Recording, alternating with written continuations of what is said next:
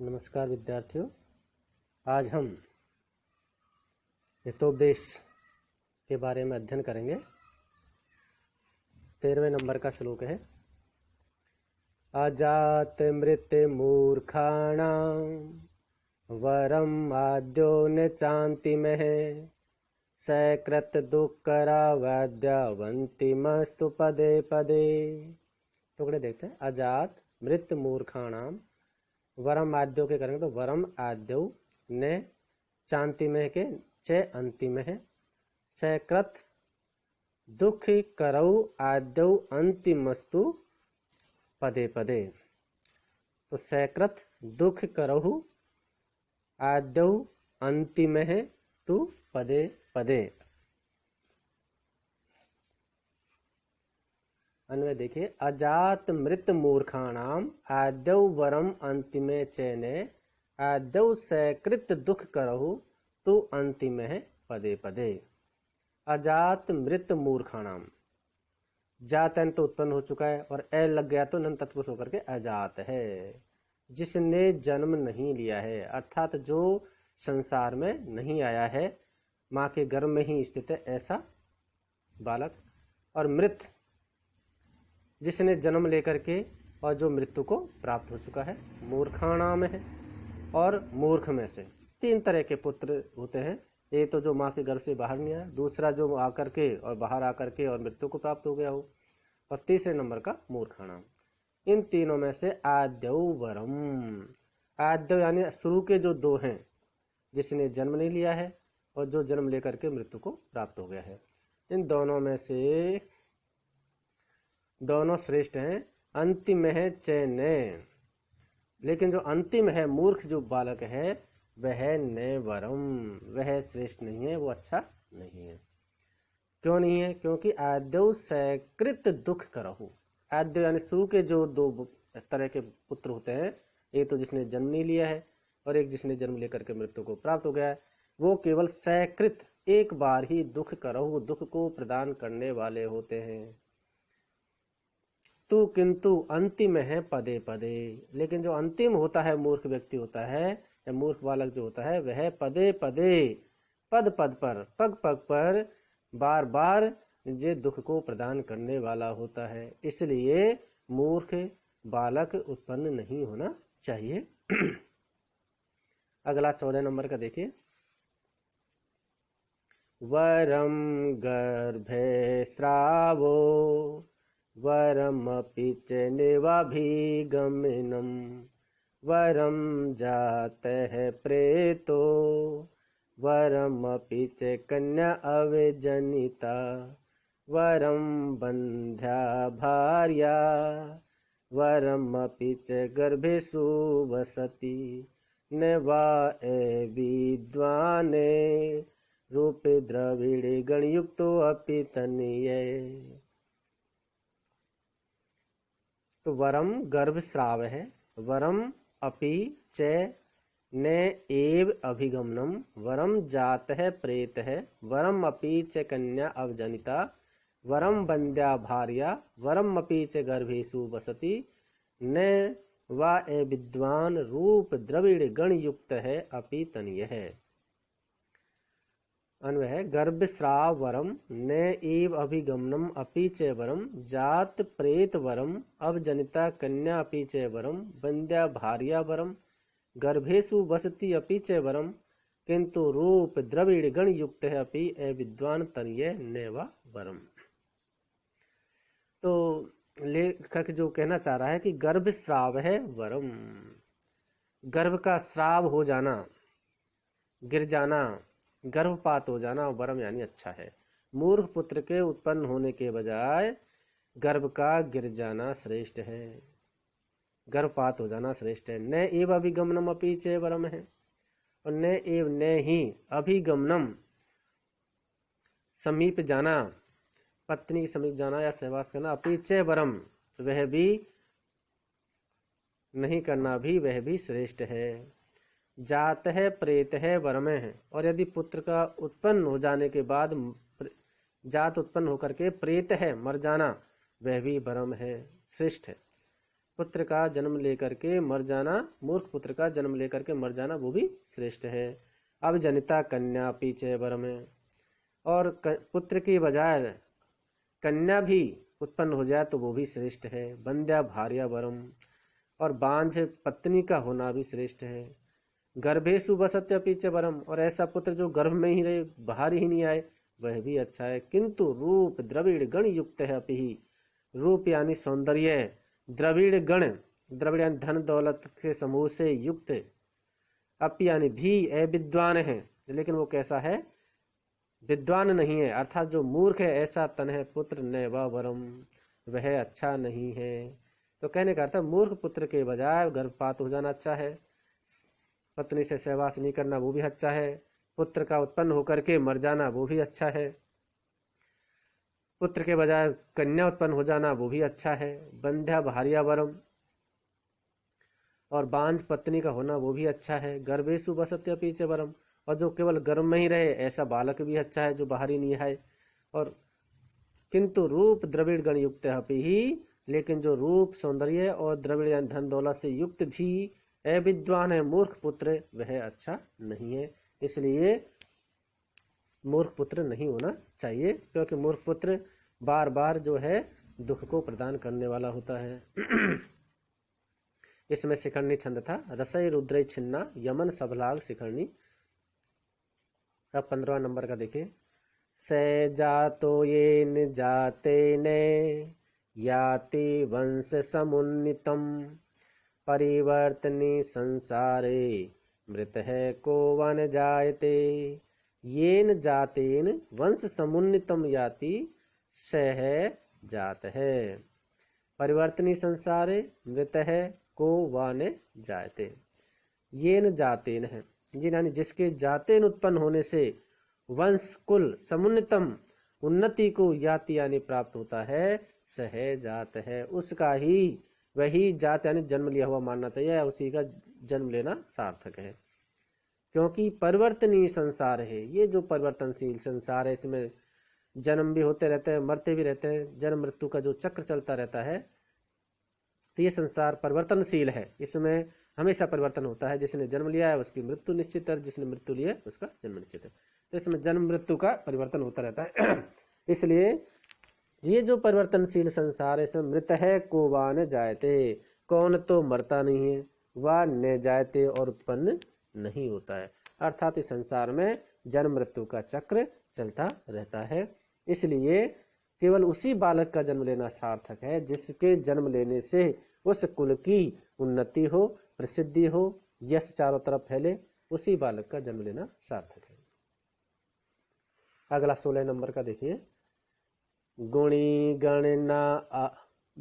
गणना आरंभे न पतति कठिनी संभ्रमाद यस्य, तेनाम्बा यदि सुतनी वद वंद्या कीदृशी भवति। गुणी गणना आरंभे न पतति कठिनी संभ्रमाद यस्य, तेनाम्बा के टुकड़े करेंगे तो तेन अम्बा, तेनाम्बा यदि सुतनी बद बंध्या कीदृशी भवति। अब अन्वय देखिए। गुणी गणना आरंभे संभ्रमातः यस्य कठिनी न पतति, तेन अम्बा यदि सुतनी तदा बंध्या कीदृशी भवति। गुणी गण गणना आरंभे, गुणी गण यानी गुणवानों के गण यानी समूह की गिनती करने के प्रारंभ में, आरंभ में संभ्रमात है, संभ्रम के साथ, गौरव के साथ है, यस्य है जिसके के नाम पर कठिनी यानी चाक न पतती नहीं गिरती है, या चाक नहीं चलती है, या कलम नहीं चलती है। तो गुणी लोगों के समूह की गिनती करने के समय संभ्रमात यानी गौरव के साथ जिसके नाम पर लेखनी नहीं चलती है, तेन अम्बा, तेन ऐसे बालक की अम्बा यानी माँ यदि सुतनी भवती ही अपने आप को पुत्रवती कहलाती है, तदा बंध्या कीदृशी भवती ही, तदा तो बंध्या यानी बांझ कीदृशी कैसी भवती होती है।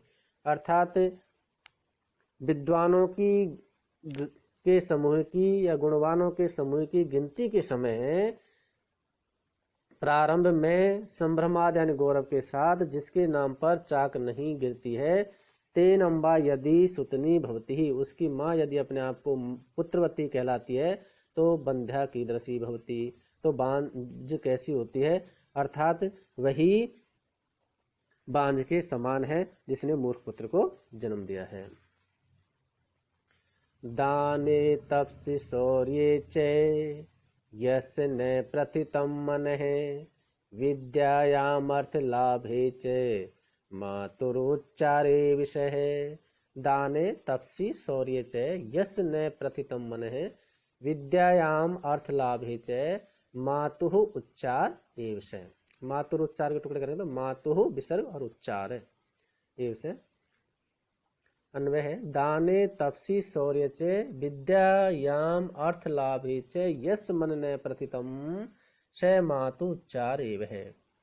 दान यानी दान देने में, धन वितरण करने में, सत्पात्रों को धन वितरण करने में, तपसी तपस्या में, व्रत नियम आदि का पालन करने में, शौर्य च और पराक्रम के प्रदर्शन में, विद्यायाम और ज्ञानार्जन या विद्या प्राप्ति में, अर्थ लाभ है और धन संग्रह करने में या एकत्र करने में, यस मन न प्रथित है, यस यानी जिसका मन है यानी मन न प्रथित है नहीं लगता है या उत्साह पूर्वक कार्य नहीं करता है, स मातुः उच्चार एव है, स यानी वह, मातु यानी माँ के, उच्चार यानी मल के समान, एव यानी ही है, वह माँ के मल के समान है।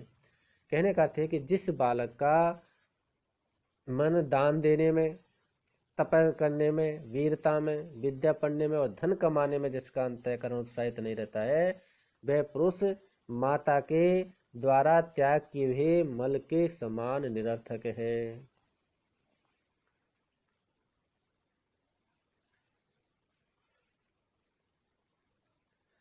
अब अगला देखिए 18 नंबर का। वरम एको गुणी पुत्रो न च मूर्ख सतैरपि एकश्चंद्र तमोहन्ति न च तारागणैरपि। वरम एक है, वरम एक के टुकड़े करेंगे तो वरम एक है, गुणी पुत्र है, न च मूर्ख शतै अपि, सतैरपि के करेंगे तो सतहि अपि, एकश्चंद्र तमो हंति, तो एकश्चंद्र तमो के टुकड़े करेंगे तो एक है, चंद्र है, तम है, हंति ने च तारा गणहि अपि। अन्वय है एक है, गुणी पुत्र है वरम, मूर्ख शतै अपि ने, एक है, चंद्र तमे हंति, तारा गणहि च न तमे हन्यते।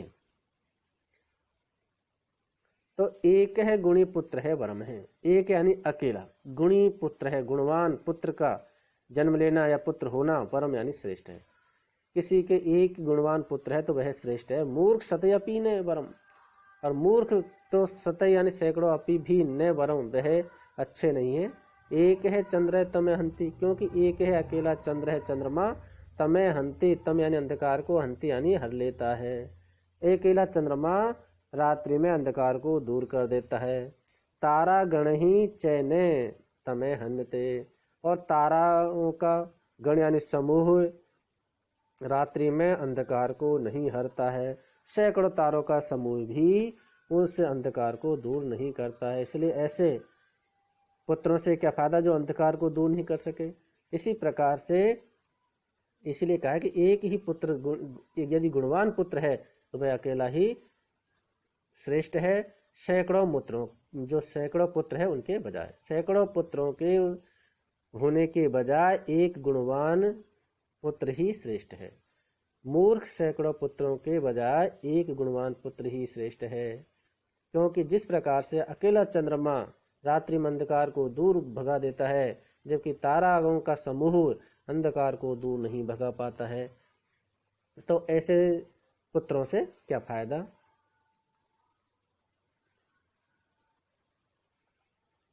अगला देखिए 19 नंबर का। पुण्य तीर्थे कृतम ये ने तपः क्वाप्यति दुष्करम तस्य पुत्रो भवेद वश्य समृद्धो धार्मिके सुधि। पुण्य तीर्थे कृतम येन तपः क्वा अपि अति दुष्करम, तस्य पुत्रो भवेदवस्य समृद्ध है धार्मिक है शुद्धि।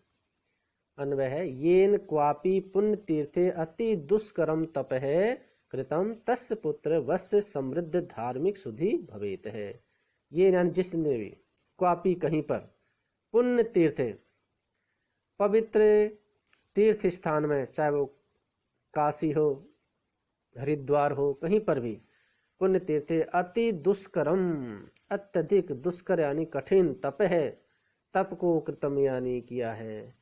जिसने कहीं पुण्य तीर्थ पर या पवित्र तीर्थ स्थान में अत्यधिक कठिन तपश्चर्या को किया है या तपस्या की है, तस्य पुत्र है, तस्य यानी उसका पुत्र यानी पुत्र, वत्स यानी बस में रहने वाला, समृद्ध है समृद्धि से युक्त, वैभव से परिपूर्ण, धार्मिक है और धर्म में रुचि रखने वाला, धर्मानुष्ठान में रुचि लेने वाला, शुद्धि विद्वान या बुद्धिमान भवित यानी होता है। तो जिसने किसी पुण्य तीर्थ स्थान पर अत्यधिक कठोर तपश्चर्या की है या तप का कार्य किया है, तस उसका पुत्र बस में रहने वाला, आज्ञाकारी, समृद्ध है,